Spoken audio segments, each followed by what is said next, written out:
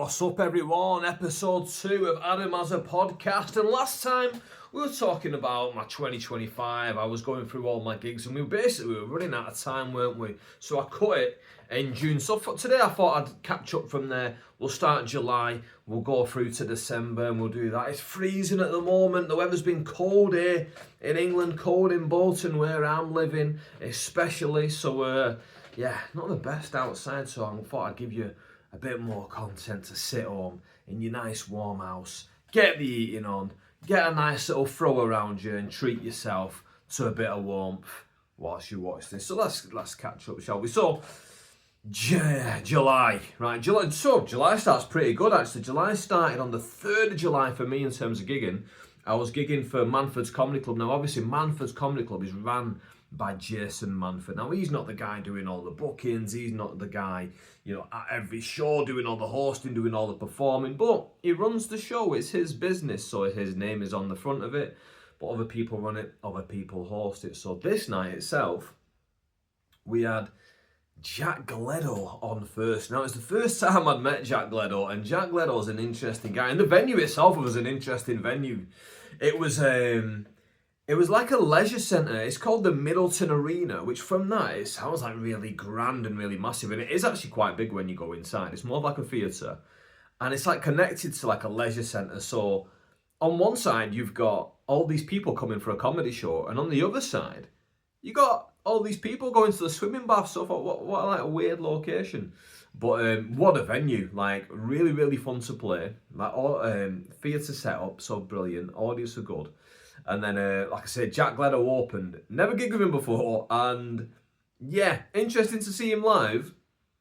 And then how he ended his set as well. Again, I won't go into too much information because that's all his stuff, innit? That's his business. I don't want to give stuff away. So then people who haven't even seen him end up seeing him and go, oh, well, I've heard about this already. So yes, it'll be a nice surprise for you. So if you get the chance, go and check him out. So that was good. I think it was Dave Williams was hosting that night. So all around pretty good lineup. Then the next day I was on a podcast. I was on the Two Piece podcast, but the Two Piece podcast doesn't really release the full episodes. They just release clips on TikTok. So they released a few clips of it, so that was nice. Then the next week, the 11th, gigging for the other Manford this time. This time I was gigging for Jason's brother Colin, and Colin was doing his first ever solo show, and I was opening for him. So like I think I said in the last video, got a good relationship with Colin, so loved the fact that he gave me the opportunity to open for him. He gave me that trust. It was at a venue that I played before for him, but he wasn't there that night. I think I mentioned that in the last video as well, where Phil Walker was hosting that one. Obviously this time, it was just me and Colin. His solo show, I'm opening for him. I opened for him and I'll be honest with you, it went okay, but I could really feel, because Colin's from the area, that everyone there just wanted to see Colin. A lot of the people there were like people who've known him in real life, not just like people who've come to see him as an act. So I really felt like people were a little bit like, come on mate, we don't need you here. We're ready for Colin. We're ready for him straight away. So like I say, it was okay. I remember there's loads of like traffic diversions going into Manchester that day, and it was all over the place. I ended up walking like ages through town, and then once I got out of town, I got an Uber to the venue just because there was no way of getting anywhere that day. It was a proper mission. So even sometimes these local gigs can be a nightmare to get to, and that one took me ages to get to, even though it's only really going from Bolton to the other side of Manchester. But hey ho, great to have done it. Then it was my birthday, July the 13th, so don't forget for next year, everyone. July the 13th is my birthday, and I like to go away every year for my birthday, because I'm not a big birthday person. I don't really want to have a party, but at the same time, I don't really want to sit at home and feel like I'm doing absolutely nothing. So for the past maybe 7 years, besides COVID and lockdown, I've gone away every year for my birthday. And this year I went to Poland, back to the motherland. It was the first time I'd been since 2002 now. Like, when we went in 2002, it was me, my mum and my sister. My dad stayed home and he worked all the way through the summer, but my mum took us for the entire of the 6-week holidays. Now, I don't know what you remember about being a kid in the 6-week holidays, but all I wanted to do was stay home and play out with my mates. But mum was like, nah, you're coming with me to Poland now. Now, it sounds great. A 6-week holiday in a European country where I don't need to pay for anything, everything's covered for me, yeah, sign me up tomorrow. But as a 14-year-old boy, that's not what I wanted whatsoever. I just wanted to stay home, have my mates knock on it. Is Adam playing out? Yeah, of course I'm playing out. Boom, football on the local fields, football on the streets, football basically every day. When we're not playing football, we're playing hares and hounds, cops and robbers, whatever you want to call it. We were playing that, running through all the estate, hiding in gardens, you're trying to hide from someone whilst you're in someone's garden, and they're banging on their window being like, get out of my bloody garden, lad. And I'm like, shut up, mate, they're going to catch me here. Calm down, relax. So that's what I wanted to do in my summer holidays in 2002. But unfortunately, Mum had grander plans, and my mum was very connected to her roots. And part of the reason is because she's an only child, so her only Polish family was all back in Poland. Because our only Polish family here was my grandma and granddad. Everyone else was in Poland, so she didn't have any brothers and sisters. She only had my granddad's and my grandma's brothers and sisters. They were all in Poland, all their kids in Poland. So she loved, and still to this day loves, going visiting them, right? So she took us, she wanted to take us, and to her it was a treat, and it was also not just a treat, it was connecting us with our roots, right? And as lovely as it is, the fact that it took away those 6-week holidays, which is the highlight of your life when you're a kid, I was really resentful of it at the time that we went to, and it's a really spoiled thing really, but I didn't need a holiday. I wanted to just spend time with my friends. How wholesome, that's more wholesome, right? I just want to spend time with Alan, with Gary, with David, with Stu. Yeah, we had 2 Stews living next door to each other. Although one moved in 2001, so yeah, he weren't there at the time. With Rick, with Ben, with Aaron, with Pasky, with the boys on the estate. I just wanted to play out with my mates, but no, I was taken to Poland. I was trafficked. I was reverse trafficked. I was taken as a boy against me will to Poland. And then once we were there, we were dragged from pillar to post all over the place because Mum was like, right, we've got 6 weeks here. This might be the only time you ever come. I want to take you to every family member. So she took us from this place to that place to this place by train and that one by coach. I mean, we got there by coach in the first place. Let's not gloss over that. I didn't get a flight to Poland in 2002. We got the coach. We got a 40-hour coach from Manchester to Warsaw, to Warsaw. As a 14-year-old boy who wants to sit home and play with his mates, and instead I'm stuck on this coach because it's the cheapest form of travel to get to Poland. And that's how we got there, and that's how we got back. And it was long, guys. It was long going all the way there, all the way back. Then, like I said, dragged from pillar to post, this family member, that family member. Most of them didn't speak Polish. Our main hub that we stayed at was just outside of Warsaw, and it's the little village where my granddad was from. And my mum's cousin who lives there, Piotr, he's got 2 daughters who one's about 2 years older than me and one's a year or 2 younger than me, Magda and Agata. And that for me was a blessing that I had 2 kids around my age who I could speak to because they learned little bits of English in school. So they could speak enough with me and I could dumb down my English enough to speak with someone who doesn't speak perfect English. Because that's the only way it was going. They've tried to dumb down their Polish for me and my Polish is nowhere near their level of their English. So when I say dumbing down, it's a compliment because they could try and dumb down the Polish for me and I'd just be like, what? Samochód, what? I know that means car now, but back in the day, my Polish was a lot more sketchy.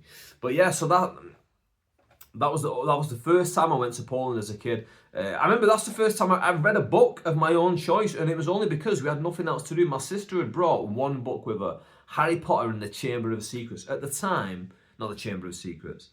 The Chamber of Secrets #2. At the time, Harry Potter and the Philosopher's Stone was out on VHS, which we had as a kid, and I watched them 1,000 times on VHS. Had a blue box and everything. I still remember it. And #2 hadn't come out in the cinema yet. It hadn't come out on VHS yet. So I remember, maybe it'd been in the cinema, it hadn't been out on VHS. But anyway, we couldn't really afford to go to the cinema. We had to wait for the VHS. She would spend her birthday and Christmas money buying those DVDs. So any money that Grandma and Granddad gave us. Anyway, long story short, I read that book.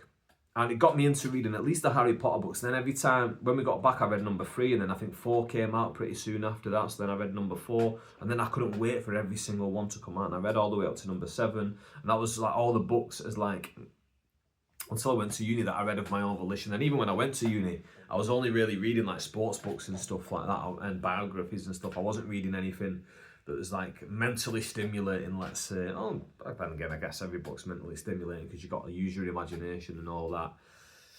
Anyway, that was my trip to Poland in 2002. So I've not been since then. And then this year, when I was looking at places to go, I thought, do you know what? Let's go to Poland. So I went to Poland, went to Krakow, because I thought, you know what, if I'm going to do it, I'm going to double it up and I'm going to go to Auschwitz. Because I've always wanted to go to Auschwitz. Oof, this is going to get heavy, isn't it? It's going to get heavy quick. It's going to be a mood changer, absolutely. Because obviously, Auschwitz symbolises something horrific. But not just horrific, it symbolises something that's incredibly important in our family's history, because that's the story of my grandparents. My grandparents were stolen, they were kidnapped as teenagers from their villages in Poland as teenagers. They were kidnapped by the Nazis and forced to Nazi Germany, where they put them in the camps and they made them do forced labour like all the way to the end of the war, right?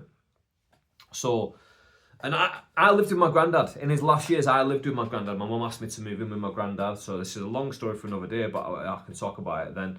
And he would tell me things every now and then. It'd be harrowing listening to me. It's like my granddad, oh, terrible, lad, I'm terrible. Like, that's a poor, it's not even a good impression of my granddad.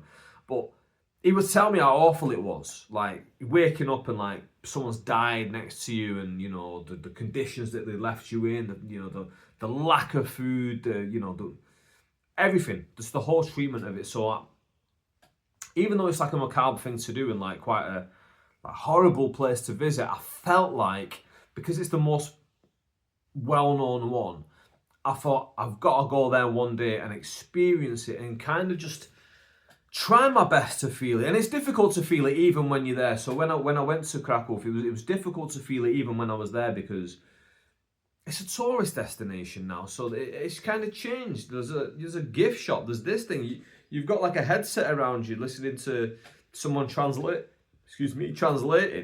the story of what's happened. So we went there. We went to Krakow. I went to Auschwitz. I checked it out. Very important. I felt it was very important that I went there, to be completely honest with you. And I'm glad that I went there. We went to Auschwitz 1 and Auschwitz 2. And I'm glad I went there. And I'd love to go to where my granddad was. I'd love to go there, but that's in Germany. And we don't know, because he was moved around a lot, we don't know specifically where he was taken at first, where he was at the end of the war and stuff like that. We've got an idea where he was at the end of the war, and we'll touch on that a little bit later in this video. But yeah, so I went to Krakow and I went back to Poland for the first time, and I really started to, because in my life I don't really feel very Polish, because we don't have much of a Polish influence on us, because we don't really have Polish family. Most of my family is Pakistani, so like when I'm engaging with my family members, it's engaging with Pakistani people, right? So going to Poland made me really feel like I was Polish for the first time, like in a long time, maybe stronger than I felt in a long time, should I say. And I did love going, and I think I will go more going forward. And while I was out there, I did a gig while I was out there, and it was a mad gig. It was like proper packed. It was overly sold out, to be fair.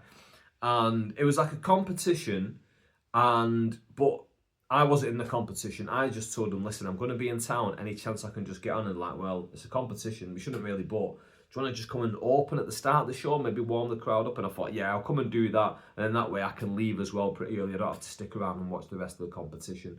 So I just went there, opened up, did like 10 minutes or so, just basically messed around with the crowd. Did like little bits of proper jokes, but mainly just crowd work and just chatting along and stuff like that. And I really loved gigging in Poland, and I want to go and do my solo show there eventually as well, because I feel like that would be a very sobering moment, I think, doing it back there, and kind of a full circle moment probably is a better way to describe it. Then when I was back doing the rubbish gig in Bolton at the York, which is not at the York, at the Sweet Green, which is no longer happening anymore. I went and did that gig, and then I had quite a big gig, really. It was at Backyard Comedy Club in London, and it was a trial gig, so it was unpaid, so I had to pay my own money to go down there, to stay there, did all that, went on, and do you know what? really enjoyable. Really enjoyed being at the club. Really, because anytime I get to perform at one of the clubs and one of the recognisable clubs, I love it because it's a litmus test for me. It's okay. Let's see what you've got. Because it's all good and well going on a smaller show where you're performing after 3 or 4 newer acts who are less experienced, who are less crafted, and then you go on afterwards and you close the show. So one, they're already a bit more on your side because they've got an expectation that you're going to do well. But two, you're following people who aren't as crafted, so you can just go out there and, in comparison, look much better, right? So it's all good and well doing that. But then going to London, going to gig, and like the opener was Johnny Pelham, who's done Live at the Apollo. The closer was what's going on here? Sorry, my fingers just closed. But opener, Imran Yusuf was the closer. Opener and closer both done Live at the Apollo, both on BBC television. Then I'm in the middle and I need to hold my own. And being in the middle is the easiest spot, to be fair. It's the easiest spot, but I got to hold my own, and I felt like I did a good job, to be fair. So hopefully this year, 2026, I'll be back in London, back at Backyard Comedy Club, and you'll see me a bit more there. Straight back from there the next morning, and then back to Wallasey, which Wallasey's like Merseyside, and there's a little beach club there, that like a surfing club, like by the water, and they host a comedy show, like I think it's like monthly or whatever, and that's a lot of fun. That was for Jill G, and Jill's brilliant. I love doing her gigs. So went there, closed that show. During that same day was England in the women's Euro final. So I'm there watching like on my phone like that, like watching them do the penalty shootout, and then they won. That was a good feel good thing. And then I went on, had a good time. Then I did another podcast end of the month. I did a Square Circle Relics podcast with Square Circle. What are they called? Yeah, Square Circle Relics podcast, which is a wrestling card podcast. And I'm well into my wrestling cards, so I absolutely love going on that, just chatting about wrestling cards with the boys. Then we move into August. Now, August was supposed to be me debuting at the Edinburgh Fringe Festival. I was supposed to go there, and when you debut there, you're not putting yourself on the map per se, but it's an opportunity to forward your career. But I didn't go. And hopefully I'm going to do that this year, and that'll be my opportunity to debut, and hopefully my opportunity to, grow my reputation within the industry, because your reputation is massively important, because your ability is one thing, but your reputation's another. And no matter how good you are, if you've got a rubbish reputation, you're not going to get anywhere near the amount of work. But and again, same the other way around, it doesn't matter how bad you are, if you've got a great reputation, people will still book you because they think you're good, they like hanging around you, whatever the case may be. You'll get that work. So that was supposed to be what I was doing in August. What did I do instead? Well, I did a show in Leicester on the 6th, which was interesting. Was downstairs in a pub. I think I was in the middle on that night, and that was a fun little run out there. But again, smaller audience, because August is quite typically low audience, because the comedy fans go up to Edinburgh and other people go on holiday, or they've got their kids off school, so they're going to do things with the kids all through the summer. So it's a tough run around getting like people in during August. And then 2 days later, I was back in Leicester, and I was doing an Asian show this time for Hits Undakats, and I was opening the show. Was I opening that show?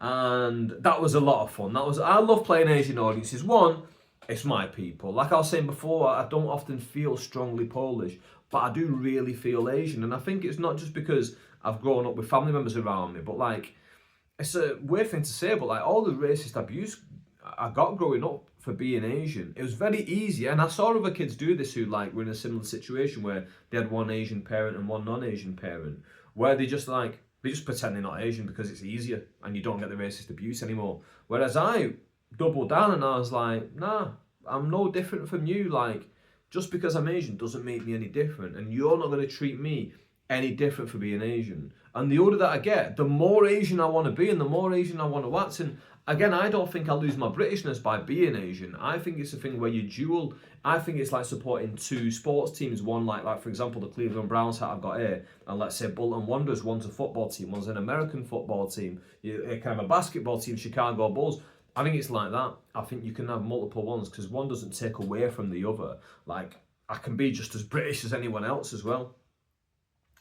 Then here we go. Let's have a look. See. Oh, I hosted a gig.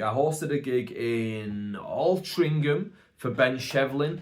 that's an interesting gig. The people who go there are kind of like hardcores who go to like it every single month. So they'd see me on the lineup. I think I closed it like a few months earlier, and then I hosted this one while the regular host was in Edinburgh. So that was fun. That was a fun run out. Then the next week it was hot and heavy. The next week, so started the week off in Bolton, Sweet Green again, rubbish gig. Then was Stoke. I was closing. It was like a new material kind of night. Was I closing that gig? I feel like I was closing that gig, yeah. So that was in Stoke there. Again, small side room of a pub. I don't know if they paid to come or what the situation was in terms of that. And then August 21st, I was invited to a restaurant opening, or should I say an eatery opening in Bolton, the Grumpy Baker Cheesecake. And that was good. I shot a little video for them, went down there, got some free grub and all that. That was lovely. Then I was supposed to, this next one was so funny, right? So I was supposed to be in the middle in Atherton, which is near Wigan in Greater Manchester. Is it Greater Manchester? Either way. I was supposed to be in the middle, right? And the guy who's running it, he messages me and he's like, right, your stage time is 8 o'clock, show starts at 7. So that means, it means you can get there 20 minutes before and it's all right. Usually you'll aim to get there about half an hour before. You're there in good time. If you're a little bit late, you give yourself a bit of a cushion there. I got there at 2 minutes past 7. At 2 minutes past 7 when I got there, I can see the guy who's running it. He's on stage and he's panicking because none of the acts have come. And he's going, oh, the acts are late. And I'm walking across the road and he's like, there's one now. And then I walk in, he's like, you're late, why are you late? And I'm thinking, I'm not late. You told me my stage time's 8 o'clock. It's 2 minutes past 7. I'm 58 minutes early. Anyway, by 10 past 7, he's got me on stage and I'm on stage now 50 minutes early. I wasn't bothered. In fact, I was loving it because that means I can go home 45 minutes early because I'm on stage 45 minutes earlier. So anyway, I went on, boom, straight away, messed around with the crowd. Very, very fun gig. Really, really fun gig, actually. I went with a mate of mine and he really loved it, to be fair. He really loved that because, like I say, we went, I just did my bit and we left and he had a good time. Or I might bring him on the pod sometime and we'll chat about it. He'll probably watch this and he'll probably be smiling going, yeah, I can't wait to come on, yeah. He's that kind of guy. Anyway, then the day after, I was in Manchester for a new act who was running a gig for the first time in Manchester at, what is it called? Retro Bar? I can't remember what it's called, but it was like another Asian show, really. This time, after the night before, I turned up before I was due to go on. And then I ended up closing the show anyway. I thought I was supposed to be opening the show. Anyway, I ended up closing the show. So I remember I was sat there all night in a position where the audience could see me as well. So when you sat there all night, you can't play on your phone because it's rude. The audience can see you on your phone. You don't want to distract and they're looking at you going, well, he's on his phone over there while the comedian's on. What should I disrespect this comedian? Because it's disrespectful to the comedian if they can see you do that, right? So, yeah, it was an awkward place for me to be sat and an awkward thing to experience there. But it was all right overall. Then on to September, boom. This is gigging for a good friend of mine, Daniel Innes. He runs a gig. He runs many gigs in Sheffield, and I love them all. They're really, really fun to play. Don't know what his secret is, besides hard work, but he puts on good shows, and he's very rigid with how he runs his shows in terms of, like, he's got his internal rules in his head, and he runs them to those rules, and I think that's why it works. He sticks to whatever his formula is. He does that, and they always end up being really, really fun to play. Like I say, closed. That was Hagler's Corner. Upstairs in the room. Sometimes you have it outdoors in the summer as well. So that was a good one to do. Let's have a look. Then I was back in London the next day. This is another like Asian event. I think this was a charity gig. I can't remember specifically. It was in Tooting. I've done a few from in Tooting, so they all start to blur into one. And I can't remember specifically this gig, but in one of these, I definitely had a pretty poor gig. I remember having a pretty poor gig in one of these gigs at Tooting, and I can't remember which one it was, so we'll just say it was this one for the sake of it. The Friday after that, on the 12th of September, I was opening a gig at Bolton Cricket Club, so just down the road from me. I walked to that. It was run by a lady named Maura Jackson. Now, I've opened for her previously when she's doing her solo show. She's quite new to comedy herself, but I don't know how much or how invested she is in stand-up comedy. I don't want to, say things that she's told. Well, basically, she's told me that she's not considering it to be a full-time career. I think that's what she said to me. She said something along those lines either way. But it's her story to tell, isn't it? Not mine. But that gig itself was quite fun. Local gig. I love a local gig. I love gigging to Boltoners, and I love just being able to mess around with them and tell my jokes about being from Bolton. Then, this next one. This was a rough gig, to be fair. This was a rough gig in terms of performance, but not in terms of like how you felt afterwards. So the next one was basically Bolton University had got in touch with Ben Laws, who I mentioned in the last podcast. And they'd asked him if he could run a night for the freshers at Bolton Comedy Night. Now, a comedy gig on Freshers Week. Now, Ben's in his 40s, and he messaged me and goes, listen, it's not my crowd, I'm busy that night anyway, but did you want to do it? And I was like, yeah, I'll do it. Sounds like fun, I'll do it. Now, I went there, and barely any students turned up, first of all. There was maybe 20 off the top of my head, 20 students in there. A quarter of them were foreign international students who were German, who spoke some English, but like obviously when it's a foreign audience, you have to do different references and stuff like that. And then you've got all these kids from all over the country who like barely know each other, so they're all a little bit awkward because they want to impress their new friends, right? They don't want to like fall out with them, and they don't want to look weird, so they're all very guarded with what they laugh at. So that was hard as well. And then the lineup that I put together was strong, but like I said, the audience they were quite shy and reserved, should I say. So as an act, it was very hard to get them going and get them laughing. So full respect to everyone that I booked and for trying the best. But afterwards, they were all coming up to me telling me how much they enjoyed it. So this is where it's like hard as an act, but afterwards it felt good because really my job there was to just give these kids something nice to do in their first week at uni. And so they could get to know each other in a relaxed environment. And that's what it was at the end of the day. So I was happy that I hit the brief, but in terms of an act and in terms of like your ego where you go, look, you want everything to be great and everything to be amazing, like it just wasn't. Yeah. Then I was in Leigh 2 days after that, back for Richard Render, the guy who booked me and said I was late the first time. This time, way early. I was well early. Can't be any complaints about being late, and it was a fun gig. I was closing this one, and it was. Did I say it was in Leigh? It was in Leigh, and it was weird. The gig was held on like the stage looked like stairs basically in the corner. The stairs that went nowhere, and they were very fun, very up for it, very fun. Enjoyed doing it.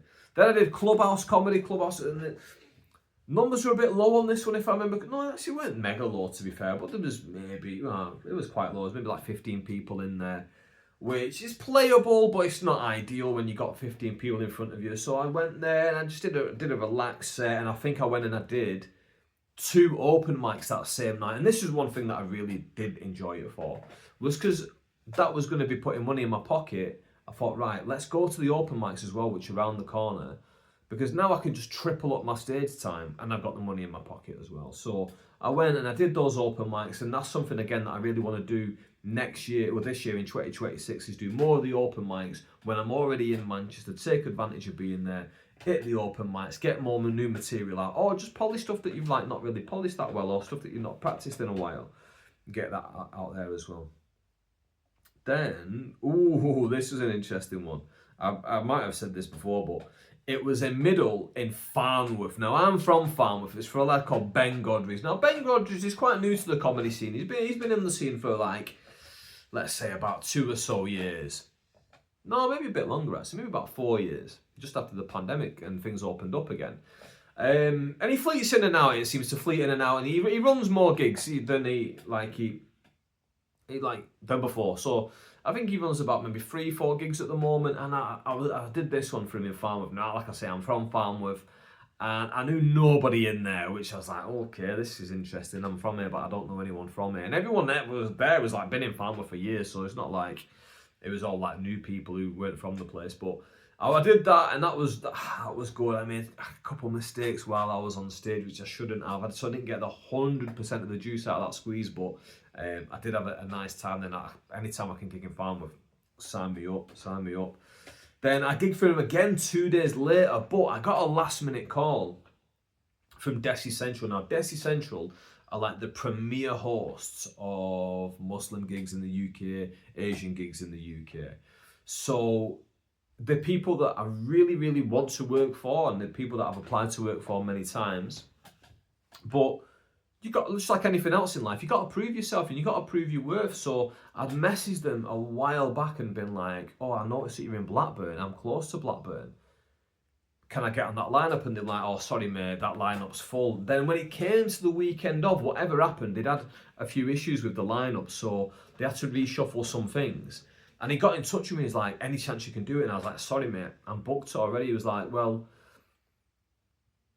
where are you booked and what's your stay time? So I said, I'm in Bolton, but I'm in the middle, so it's a bit of a tricky one. He went, well, we're starting at 7. Do you want to come and open? Because we're only in Blackburn. And I looked at it, and it was like a 15, 20 minute drive, venue to venue. And I thought, well, we're starting an hour early. I'm in the middle. I open one show, go in the middle of the other.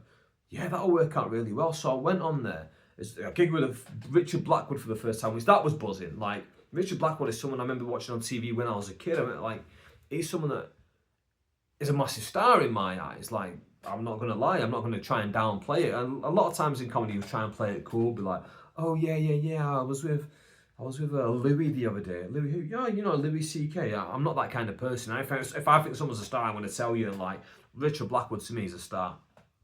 So, getting with him for the first time. So it was interesting being around him. When I'm with new people like that, even not people that are in the public eye, even people that I don't know and aren't in the public eye, I'm quite reserved. One, because I don't want to come across as annoying. I don't want to come across as bothering them. I don't want to come across as try hard. So I just stay quite reserved and then, you know, mind my own business. If there's a point in the conversation where I can interject myself, if I've got something to say about a specific topic, for example, let's say England women's football team had just played and they were all talking about that and I just watched it like on that other gig, I'd be like, oh yeah, the penalty shit, I was good that, innit? They came back and they won it, whatever. I'm happy to talk. So, nice and reserved there. But I remember I was on stage at one point and I looked over and I could see him watching me from the wings and he had positive things to say afterwards and I got to see. So that's always nice to hear. Always nice when someone who you can look up to has nice things to say to you as well. So that was good. So when I did that, really, really enjoyed myself. Hopefully this year, 2026, I can do more work for Desi Central because, again, those are another one of the people who I want to consistently be working for in my career. And then I went and I did the middle for Ben's gig, which was in like BL6 or somewhere like that. It was somewhere around Bolton. It's a pub I've never even really heard of before, but I think I've obviously driven past it before because it's on the way to Darwin. It was the Darwin Library Theatre where I was playing for them, which is, funny enough, is where I did my first tour support for Shabazz earlier in the year. So it was nice to play there again. But again, I had that comfortability because I'd opened for Shabazz there earlier in the year and that had gone really well, and like doing the crowd work there had gone really well. So opening again this time after an MC had been on, it was just that bit easier. Right, here we go. So, yeah, I did that gig for Ben. Then there's that next gig that we run, the Comedy Loft House in Hinley. So, again, always a fun time for me. And then Thursday, a big one for me, the 2nd of October, I had a trial at the Frog and Bucket Comedy Club. Now, when you get a trial at the Frog and Bucket Comedy Club and you're a local act from here, it's a big deal. It's like the first round of the FA Cup when you're a non-league team and you're now getting thrown in the mix with some of the big boys like a Millwall, for example, something like a Bolton Wanderers, who teams from League One, you might end up getting an away draw at their ground and you're going, okay, I'm with the big boy. I'm with some of the big boys now. You're not quite at weekend level. You've not made it to like the 3rd round where you're getting your Man Uniteds, your Arsenals, your Chelseas, but you're getting towards there and you go, oh, a good result here can move me your 2nd round and a good result in the 2nd round can move me up further up, and you're starting to look at these things. I went then, it went well. I wouldn't say I had the greatest gig of all time, but I did feel that it went well. But then I watched Adam Rowe close the show. I've only gigged with Adam a few times in the past, but I don't think not since before the pandemic, and I was like, wow, he's really, really flying right now. I knew he was flying anyway. I knew his career's massively taken an uptick since COVID. But wow, he was brilliant. Like, I was watching him there and I was texting one of my mates who I know, like one of my best mates who's a big fan of his, going, I'm watching Rowe right now and he's absolutely killing it. And he absolutely killed it. He told like, what, 2 jokes in about 30 minutes? And like, he was just smashing just these 2 jokes, just long form, getting loads of juice out of the squeeze. And honestly, like, was class to watch. So I'm booked in again for the Frog and Bucket. I'm on one of their road shows coming up next month. I think it is February. So very much looking forward to that. But looking forward to trying like edge my way into like proving myself and into them being like, no, I trust him. He can do the job for us. So hopefully that happens this year. Then I was back in Hull for that weekend of gigs. This time I didn't go to the aquarium. This time I stayed both nights in a hotel, so I didn't have to check out early in the morning. And that honestly was a bit of a lifesaver. And then obviously went back on the Sunday morning. But they were fun gigs, those. Dave Longley closing out. Dave Longley, blimmin' heck, he rides the line of brutal. And he does something that a lot of new comedians try and do because they think edgy is cool and they think edgy is easy, but it's not easy. It is a fine balance to do, and saying it in the right way and the way that he delivers it. Yeah, very, very good. I very much enjoyed working with Dave. Weekend after, I did Tempest FC. That was a really fun one again. That was for Ben Laws, another Bolton gig. I gigged with my two favourite acts on the circuit that night. It was Tony Burgess and Steve Shanyaski. Those two are my absolute favourites. And being on the lineup with them both, I was like, yeah, this is it. This is, like, for where I'm in my career, this is one of the best gigs for me that I can do. It's in Bolton. It's easy travel from my house. And I'm on with my two favourite acts. And then obviously Ben was hosting who books it as well, who I've got so much time for. So yeah, that was class. Then the next day, I was at Hot Water Comedy Club. Now, this is a great month for me. I'm at all these different, but it's only the Sunday night, so it's really a trial. Hopefully you want to do well on a Sunday, move back forwards towards the better nights. Now, I've done in the past that I've seen on TV nights, which they don't do anymore. So being put back on the Sunday, I didn't overly mind, to be honest with you, but you do want to move back towards those proper weekend nights, your Thursdays and then your Fridays and Saturdays. And I had a feeling I was going to go on first. They put me on second, but the way they explained it to me was basically like they were putting me on first. They're like, listen, we want to end the first section strong.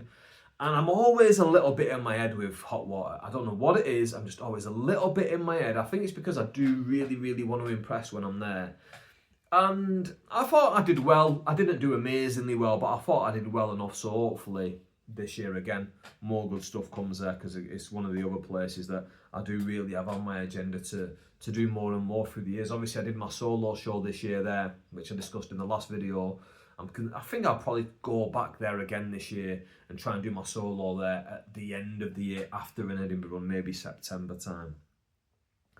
Then I had a double header in Scotland. We did Edinburgh and then Glasgow at the Stand Comedy Club. And the Stand, one of the biggest comedy clubs in the UK again. I mean, look at these last 2 weeks. We've been at the Frog and Bucket, we've been at Hot Water, now we're at the Stand in Glasgow and Edinburgh. Just what a great time for me to get to do all these gigs. Now, Edinburgh, it was quite a smaller crowd for them. Usually they have like brilliant crowds, and when I was there, all the other acts were saying, oh, I've never seen it this quiet, I've never seen it like this. Like, I thought it was fine, but because there was less people, it was a lot harder to get those big reactions out of them and like keep the flow like that. And I was like doing the hard work to like pick them back up off the floor. But I was opening the gig as well, so it's always tougher opening. I've not got my feedback from them yet, but I'm assuming that one's not going to be too strong, mainly because, like I say, when you're opening it's harder, but you can't. It is a balance, because one, you would like them to think, okay, you're opening, so it is a bit harder, it's a smaller audience, so it is a bit harder, but at the same time, you don't want any excuses. You want to be like, nope, I don't care if I'm opening, don't care how many people in there is, I'm going to absolutely just knock this one out of the park, and that's what you wanted it to be.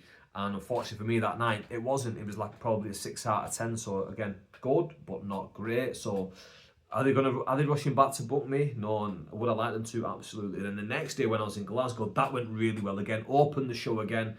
I had a feeling, I was telling my mate this, I was saying, listen James, they're going to have me opening, I feel it. And I went there, I turned up, I looked at the piece of paper on the wall, and I was like, yeah, I'm opening again. So I thought, right, okay, don't let it bother you, just go out there. And it went really well. I would be really happy with that. Like, if they just looked at the Glasgow one and looked at that as my sample, hopefully they'll be booking me again soon. Right. Then I did like a parent-teacher conference. I opened at like a parent-teacher conference, which was bizarre. Really difficult, and I didn't do amazing on this one. I did below par. I'll be honest with you, did below par in this one. Then that Saturday night, I opened in Barnsley. That was fun. Barnsley was fun. Rough and ready kind of crowd. They were a little bit leery, a little bit like shouty out and stuff like that. But okay, and I enjoyed it. Fun stuff. Like going to Yorkshire's always a fun one. I do like gigging in Yorkshire because there is a weird balance between like being open-minded but not being too jump the gun, if that makes it's hard to explain it. Like, ask me in person, I'll be able to explain it to you better. But we carry on. The next night, me and the Mighty Squad, we travelled to Prestwich to do a like a bucket split gig where basically people put money in the bucket after the gig and then like everyone shares that. And yeah, I don't know what was said by the people running the gig at the end of the night, but they got nothing in the bucket. So I was like, okay, it is what it is. You take the gamble on it. And like I say, me and the Swab went there. And a weird thing happened at that gig. Basically, like, I'm talking to the people in the audience and someone was like, oh, he's Jewish, when I said I'm a Muslim. I was like, as if I was going to react negatively to it. And I was like, listen, we're brothers of the book. Like, I've got love for Jewish people, like I've got love for anybody else. Like, I'm not against them. Like, don't fall for this like media narrative, whatever it is. But I just thought it was weird that they were trying to create it like a divide based off religion, and I don't like it. I think it's gross, like especially when we've got way more in common than we've got otherwise. Then the next week, I did a charity gig in De Montfort University in Leicester. That one was interesting. I was closing the show there, and again, it was a charity gig, so they weren't there for comedy. They're just there to support the charity, but you can't get them out to support the charity unless you give them something, right? So you give them a comedy show. So some of them are on board, some of them are looking at me confused. So again, overall decent, but not like you wouldn't look at it and go, that's one for the that's one to show people, that's one for the highlight reel. It's just one that you go, you have a bit of fun, you leave, and then some people. It's weird because although I said that, I remember specifically afterwards, multiple people coming up to me being, oh, Adam, that was really, really good. Can we get a picture with you? And I was like, yeah, of course, yeah. Like, because I'm not used to people asking me that. It happens every now and then, but it doesn't happen like I said, I've done like, over 150 gigs here this year. It might have happened in like a handful of those gigs, maybe like 2 handfuls, but it doesn't happen like every week and every gig. Just every now and then people ask for that stuff. So yeah, even though it wasn't one of those, it was, people must have enjoyed it to a level where they're asking that. So yeah, interesting one. Then the next day, I did a Nodding Dog. I like Nodding Dog. I did a new comedian gig for them in like 2020, back when I wasn't really new comedian. Now I still consider myself a new comedian even after 7 years, but not like a really, really new like I was then. And then this was my first like paid spot for them after doing that then. So hopefully more of these come up as time goes on. But that was fun. And then the 30th, I was in Preston with the Swab again, and this was a really fun gig. Swab had a really good gig. We were having an argument about this the other day, like a bit of a debate between ourselves. When he went, oh yeah, it was really good. They liked me more than they liked you. And I was like, oh, I don't know about that. But we both did really well, to be fair. Swab did really well, so I can't take that away from him. Then I did an Islamophobia show on the 6th of November in London. That was good. That was good.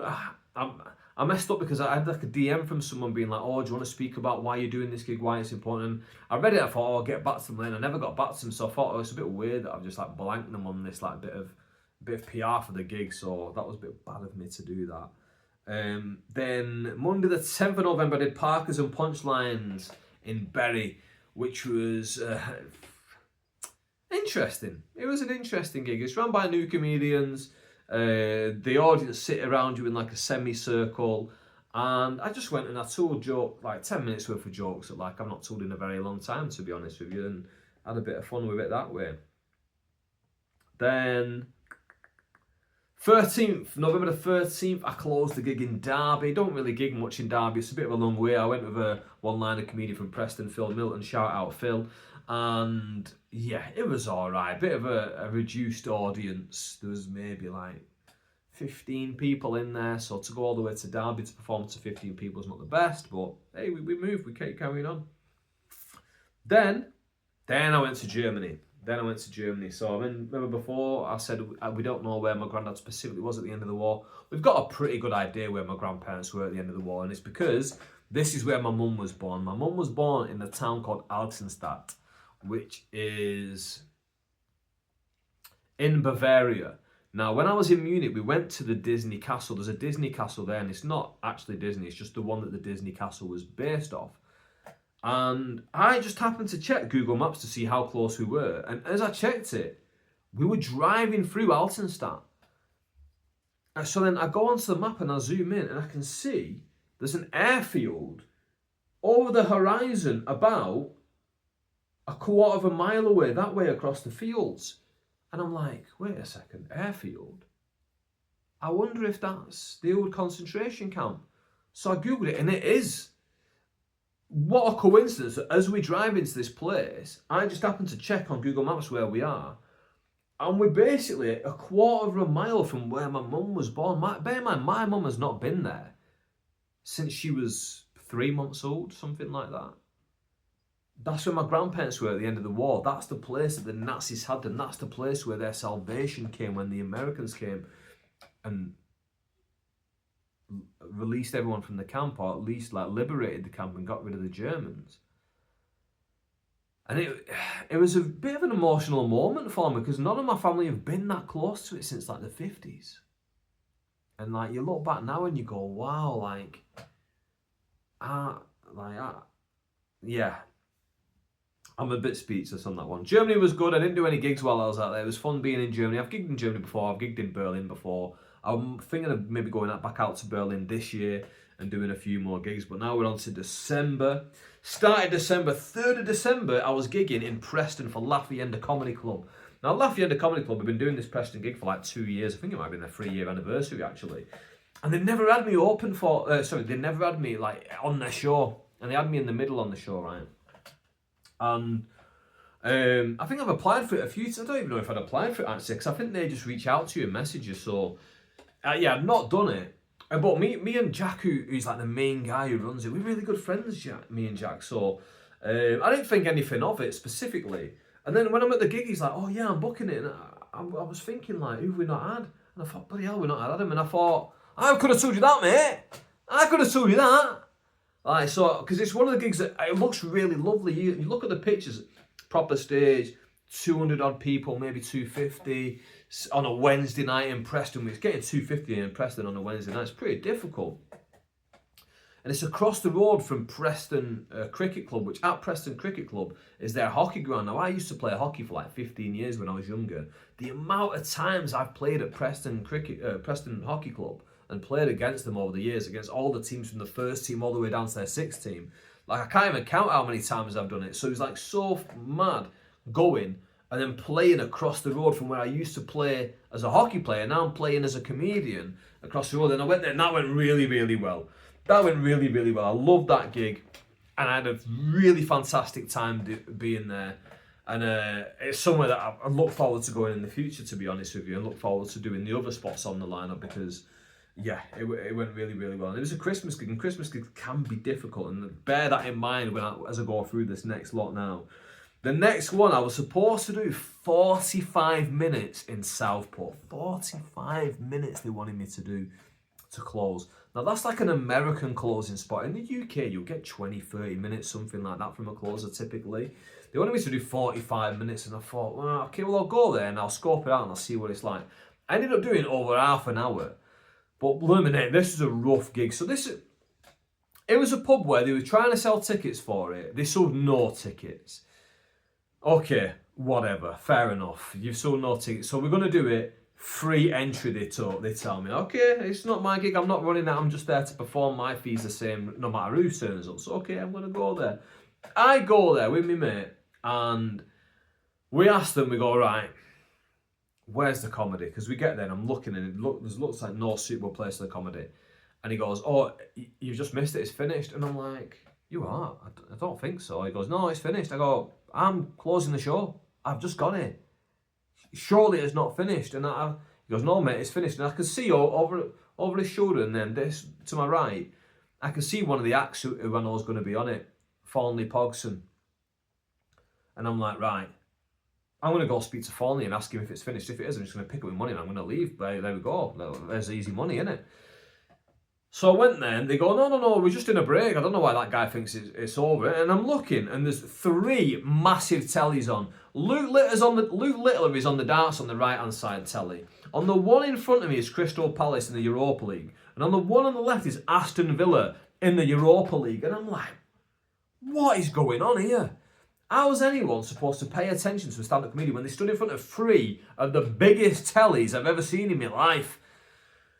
They're not turning them off, they're keeping them on. Add insult to injury, just before I go on, there's only me left. 2 girls and a lad start playing pool on one of the pool tables, so there's that going on as well. MC gets on, he does about 20 minutes of crowd work doing chat lines with the audience. He does what he can do to try and warm them up and get them going for me. But I'm thinking, I need to do 45 minutes here, leave them alone. I'll do all that, because I'm going to do your 45 minutes. He does crowd work with everyone in the place. Now, when I say everyone in the place, it weren't pumping. It was maybe about 10, 12 people.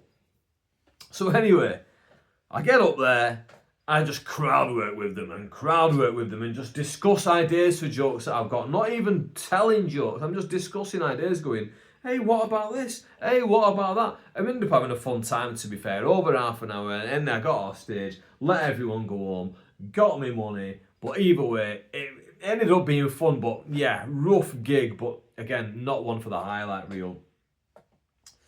Right, then the week after, I was opening for Jackie Boy, back in Southport again, so I went there, opened the show. She said to me beforehand, she goes, listen, I'm not a really strong MC, I'm not a very confident MC, so you might need to warm them up a little bit. I said, not to worry about it. She gets up there, she tells them the rules, she does no crowd work, she goes, Adam will do that, boom, I'm happy with that, boom, bring me on even sooner, that's fine. Burn up a load of my set, we're doing crowd work, do a couple jokes in there, we all have a lovely time, I get to go home even earlier because you got me on even earlier, love a bit of that, get me home. Right, next up, I was in Oldham, back for Louis Morrison, banter and bass comedy. Which one was the Oldham one? That was the Oldham one, Oldham, it could have been a bit ropey, this one. It could have been ropey. It weren't in the end, but it could have been ropey. What it was a works night. It was a works Christmas do. Essentially a corporate gig. I turn up there and the guy goes, oh, you're the first one here. And I'm thinking, I hope he means comedians. I get in there, no, he means I'm the first one there. I'm at the works Christmas do before anyone at work is at their Christmas do. I'm like, what is going on? Like, why am I the first one here? Anyway, I get there, Louis is actually in the car park, but they know that he's a performer, so Louis is in the car park, he comes over, boom, MC comes over, boom, 3 of us are there, chilling, they give us free food, nice, now we have to wait a while, show gets delayed by 45 minutes, not a major problem to be honest, I got an Uber there, I was getting an Uber back, I was chilling, it was close to Christmas time, I was burning up that fee, to be honest with you. Burning it up because I wanted to get home. It was Christmas. It's cold out there. And I'm the first one at their Christmas do. Anyway, 45 minutes goes by. I had a mozzarella dipper, which had like Takis, you know, the crisp Takis, the blue Takis. I had them with it as well. Interesting flavour. Reasonable. Gig itself, decent, crowd worked with them, did some jokes, and then halfway through, it was like in a tent, like a smokehouse kind of like barbecue place. A tent. Hammering with rain.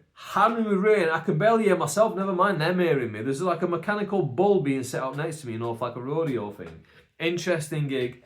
Again, not one for the highlight reel, but ended up being quite fun. Then 2 days later, back gigging for him in Macclesfield. Rough as anything, this one. Rough as anything, but up for it crowd, fun crowd, opening again, same MC, Louis gig again, in a side room of a pub, free entry, but was alright, was free entry, side room, bit rough, but they were alright. Went up there, told me jokes, did them in a slightly different way than I usually would do them because I was trying to cater them directly to the audience rather than just tell them in my standard way. And yeah, that was that. And then my 2 final gigs of the year. 26th of December, boom, Christmas, gone. Boxing Day, Creatures Comedy Club in Manchester. Love a bit of Creatures. On the pro night, in the middle, line up, fun, got on there. I had myself a time. Very fun audience. Can't wait to go back there. Can't wait to be back there in 2026. And then final gig of the year, the Monday just gone. We were at Bar 3, Hindley, Comedy Loft House, the gig that I run, along with Matthew Downey. The two of us run this gig. Was he with me? No. Don't let that stop us though, because we're going to have a good time. It's Christmas. I'll take it all. I'll put it on me back. It's a Christmas show, rowdy bunch.